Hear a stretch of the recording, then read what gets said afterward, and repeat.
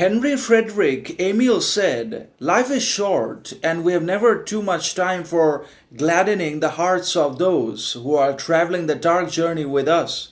Oh, be swift to love, make haste to be kind," meaning life actually has always been short and limited, obviously because of its own limitations and constraints. Life has always been limited in its own ways because it unfolds and unravels on its own terms, again because of its own independence, authenticity, and sovereignty that we just cannot control or manipulate despite our knowledge, wisdom, intelligence, character. We cannot make any changes whatsoever to the duration or to the length of life itself, even with our scientific technology, modern innovations, and other kinds of advancements that we have been able to achieve and conquer thus far. So each and every breakthrough basically fails and surrenders itself before the force of life because everything has to perish one day.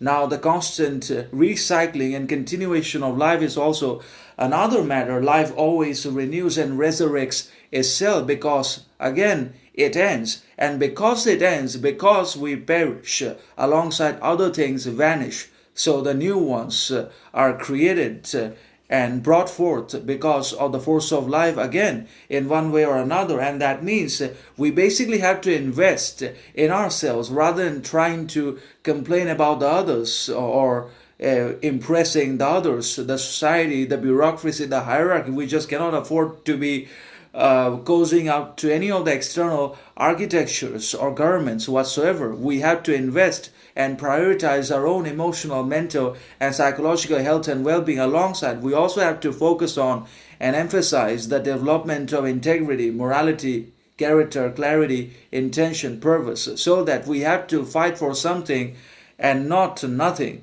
and so that we're constantly able to provide ourselves with meaning, significance, and worth, even in the absence of societal recognition, public validation, success, or the absence of people in our lives. We can still become meaningful if we have the right kinds of intentions, virtues, and values within ourselves, alongside character, morality, maturity, wisdom, etc.